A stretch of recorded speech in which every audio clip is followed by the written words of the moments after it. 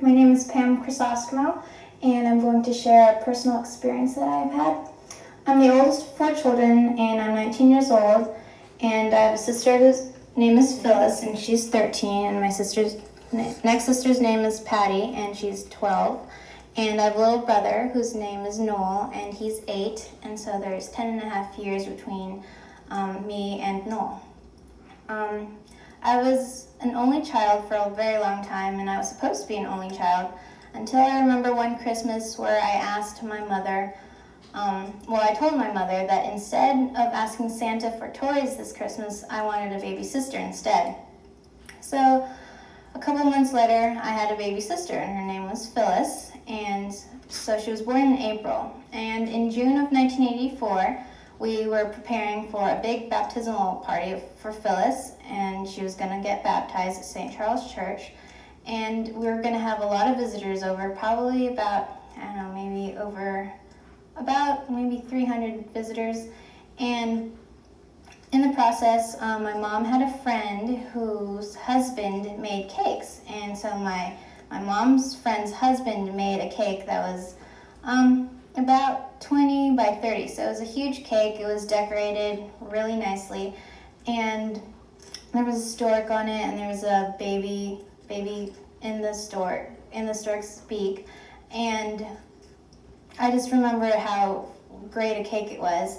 And so my mom wanted to hide the cake, so like the visitors who were going to spend the night coming later that evening wouldn't see the cake, so she would keep it as a surprise for everybody else. And so she and her friend put the cake in a big box, and then we put it in our study.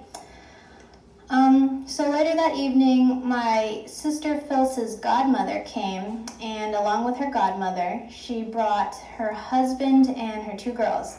And I was excited because, I was pretty much a very lonely child, and so having playmates was like a big deal for me, and I was really excited that I had a new sister named Phyllis who was born. And so one of the girls, her name was Lisa, and she was my age, and her sister Rena was a year younger than both of us. So we decided that we'd play a game of hide and seek.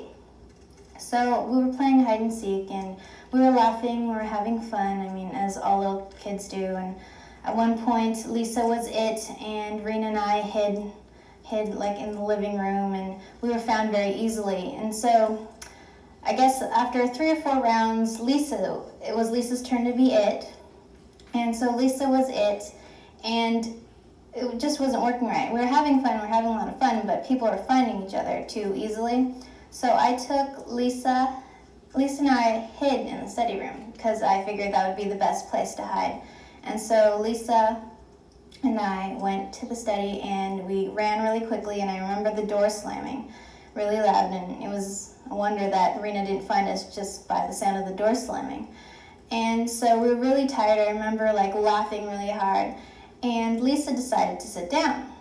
And Lisa sat down on the box that had the cake in it, and it was horrendous. I screamed because the box that she had sat on had the cake in it, and so part of the cake was ruined. So I screamed and I called my mom, and all I remember was I got spanked. I was 6 years old and I got spanked, whereas Lisa and Rena didn't get in trouble at all. But my mom said that it was my fault because this was my house and we weren't supposed to be in the study anyway, and the cake was ruined. This big, beautiful cake was ruined. So I kind of thought, when I was, little, I felt that was kind of an injustice for me because it wasn't my fault. All I did was go and play hide and seek. And I remember my dad telling the visitors the next day when the cake was out about how the kids were playing, and that's why half of the cake was ruined. But that's something I'm never going to forget, kind of like one of my injustices. But I look back now and I laugh, and I'm sure my mom laughs too.